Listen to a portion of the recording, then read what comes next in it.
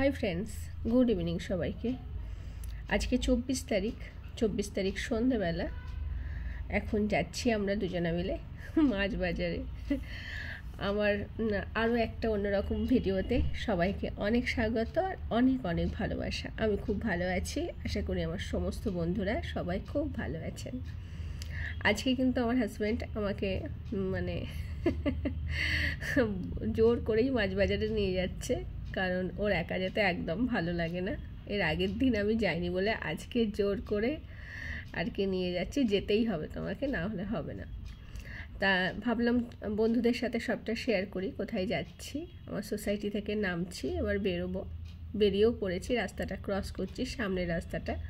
যারা ডেলি আমার ব্লগ দেখেন, ওপর থেকে রাস্তাটা দেখায়, তারা জানেন, চিনতে পারছেন নিশ্চয়ই। আর সবাই সাথে থাকুন, সম্পূর্ণ ভিডিওটা জুড়ে থাকুন, কারণ কোন মাছ বাজারে যাচ্ছি সেটা সবার খুব ভালো লাগবে। মাছ বাজার, সবজি বাজার বলছি আমি সবটা। আর লাইক, কমেন্ট, শেয়ার করবেন। কে কোথা থেকে দেখছেন প্লিজ একবার আমাকে কমেন্টের মাধ্যমে জানাবেন, কেমন? আর ঘরের মধ্যে খুব একটা ঠান্ডা লাগে না, একদমই সোয়েটার পরতে হয় না, কিন্তু বাইরে বেরিয়েছি তো হালকা ওয়েদারটা একটু ডাউন আছে, সেই জন্য একটা গায়ে হালকা গেঞ্জি মতন চাপিয়ে নিয়েছি। কিন্তু এটা পরার পরে দেখছি গরম লাগছে। হাজব্যান্ড যেহেতু বললো বাইরে একটু হালকা হাওয়া আছে, ঠান্ডা লেগে যেতে পারে, এমনি ঠান্ডা লেগে আছে অলরেডি, গলাটা একটু অন্যরকম শুনতে লাগছে। যাই হোক, সবাই একটু মানিয়ে নেবেন। আর চলে এসেছি একদম বাজারের মুখোমুখি। এটা হচ্ছে মুকুন্দপুর, কলকাতা মুকুন্দপুর সবজি মার্কেট বা মাছের বাজার, যাই হোক না কেন। এই একদম মুকুন্দপুর, যেখানে আমি রাস্তাটা ক্রস করছি তার পাশে আছে আরএনটেগর, আর আমার বাঁ পাশে আছে আমরি মেডিকা হসপিটাল। আমি পরে একদিন সবাইকে ঘুরিয়ে দেখাবো। এখানে নানান জায়গা থেকে, দেশ বিদেশ থেকেও প্রচুর পেশেন্টরা আসেন ট্রিটমেন্টের জন্য, থাকেন। আবার চলে এসেছি পুরো সবজি বাজারে।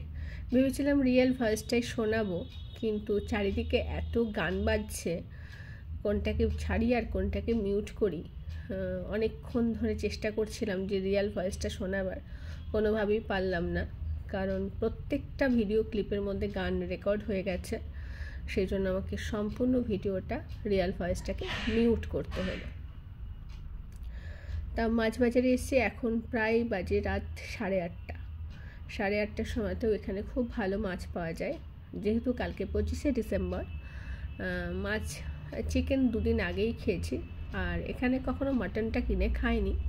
শুনেছি সবাই বলে মোটামুটি খারাপ না, ভালো, কিন্তু তবু এখানে কিনে খাওয়ার রিস্কটা নিইনি, কারণ যদি আমাদের ভালো না লাগে তখন একটা বাজে ব্যাপার হয়ে যাবে, কেনাটাই বেকার হয়ে যাবে, তাই না?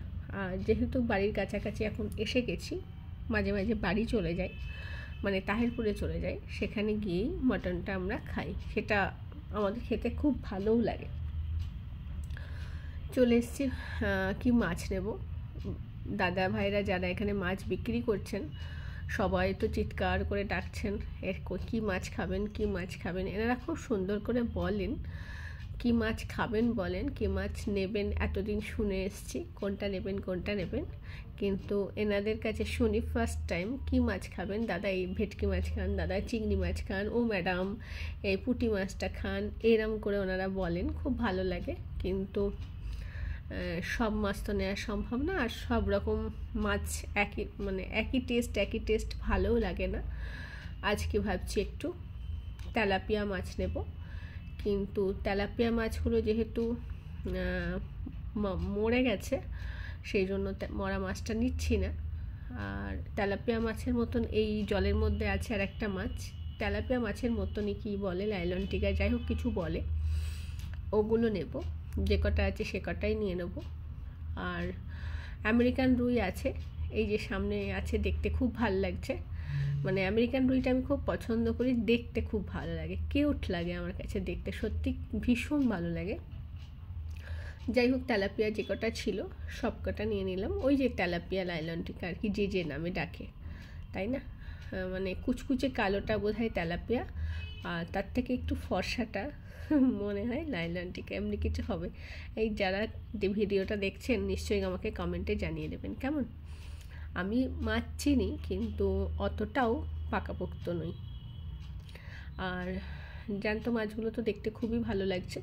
এখানে একটা প্লাস পয়েন্ট কি, 10 টাকার বিনিময়ে এখানকার মানে মাছটা কেটে দেয়, এটাই খুব ভালো ব্যাপার। কারণ যে কোনো মাছ 10 টাকার বিনিময়ে এরা কেটে দেয়। আর যদি খুব বড় টড়ো মাছ হয় তখন সেটা 20 টাকা নেয়, 20 টাকা নিয়ে কেটে দেয়। কিন্তু এত সুন্দর, এত পরিষ্কার পরিচ্ছন্ন করে এনারা মাছ কেটে দেয়, যেটা সত্যি খুব ভালো লাগে। বাড়িতে গেলে ভালো করে ধুয়ে নিলেই হয়ে যাবে। তাই এই দাদাটা বসে মাছগুলো কেটে দিচ্ছে, খুব সুন্দর করে ছাড়িয়ে নেয়। আর মাছের নোংরাগুলো সামনে ঢিবি হয়ে পড়ে আছে। বললাম এগুলো দাদা তুমি কেন রেখেছো? এই বাজারে সবাই জানে যে আমি ব্লগিং করি, যেহেতু আমি মাঝে মাঝে বাজারে যাই হাজব্যান্ডের সঙ্গে, ওর আমি ভিডিও করি, এনারা জানেন। আর এটা হচ্ছে সবজি বাজার, মুকুন্দপুর সবজি বাজার, মাছ বাজার বা গ্রসারি আইটেম, জামা কাপড়, ফুল, স্ন্যাক্সের যে কোনো আইটেম, এগুলো সবটা পেয়ে যাবেন আপনারা এখানে। তবে হ্যাঁ, এই বাজারটা কিন্তু খুব কস্টলি বাজার, যেহেতু এই বাজারের কাছাকাছি, খুব কাছাকাছি নামি দামি 3টে প্রাইভেট হসপিটাল আছে, একদম খুব কাছাকাছি। মানে বাজারের অপোজিটে আছে এখানকার সব নাম করা হসপিটাল আরান্টেগড়, তার পাশেই আছে আমরি আর মেডিকা, আর কিছু বড় বড় স্কুলও আছে।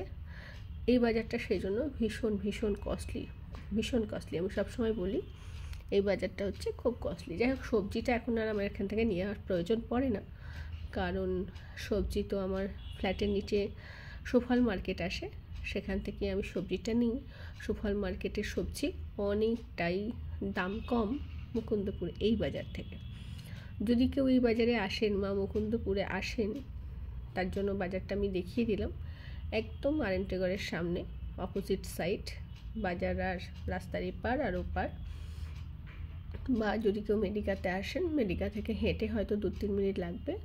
এখানে প্রচুর প্রচুর বাইরের পেশেন্টরা আসেন, মানে এখন একটু কম আছে, কিন্তু আমি আসার পর থেকে দেখছি এখানে বাইরের পেশেন্ট প্রচুর। আর এখানে বাজারও করেন ওনারা, কারণ কেউ 20 দিন, কেউ 25 দিন, কেউ 1 মাস, কেউ 2 মাসের জন্য এখানে ঘর ভাড়া নিয়ে থাকেন, ট্রিটমেন্ট করেন। সবজিগুলো দেখতে খুব ভালো লাগছে। আমার হাজব্যান্ড এখন আম নেবে, কাঁচা আম।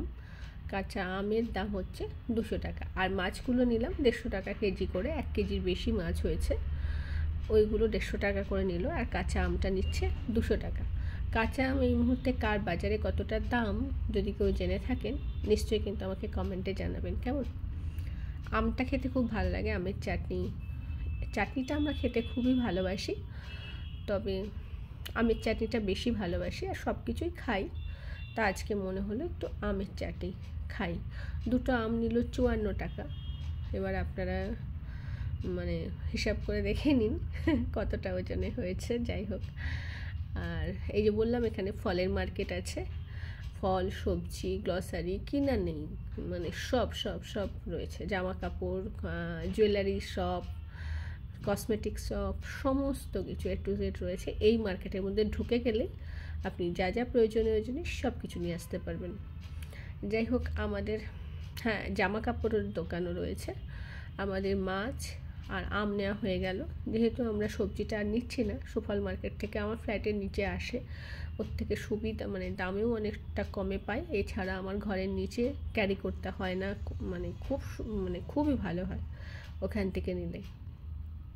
শনিবার আর মঙ্গলবার আসে, এটা শুনতে শুনতে হয়তো আপনাদেরও মুখস্থ হতে পারে। এইবার বেরিয়ে যাচ্ছে, বাজার থেকে বেরিয়ে যাচ্ছি। হলুদ ট্যাক্সিটার ওপারে হচ্ছে আরেন্টেগড়, হলুদ ট্যাক্সিটার এপারে মানে ডান দিকে হচ্ছে মণিপাল হসপিটাল, যেটা এখন মেডিকা বা আমরি ছিল, এখন মণিপাল হয়েছে। আরেন্টেগড়ের পাশ দিয়ে আমরা চলে যাচ্ছি আমাদের ঘরে। এই রাস্তাটা একটু হালকা আলো আঁধারি থাকে, তবে পাশেই থানা রয়েছে। এমনি পরিবেশটা খুব ভালো, দুজনে মিলে গল্প করতে করতে যাচ্ছি। হ্যাঁ, মাছ নিয়ে এবার লিফটে উঠে পড়েছি। সবাইকে এতক্ষণ থাকার জন্য অনেক ভালোবাসা। আজকের মতো টাটা।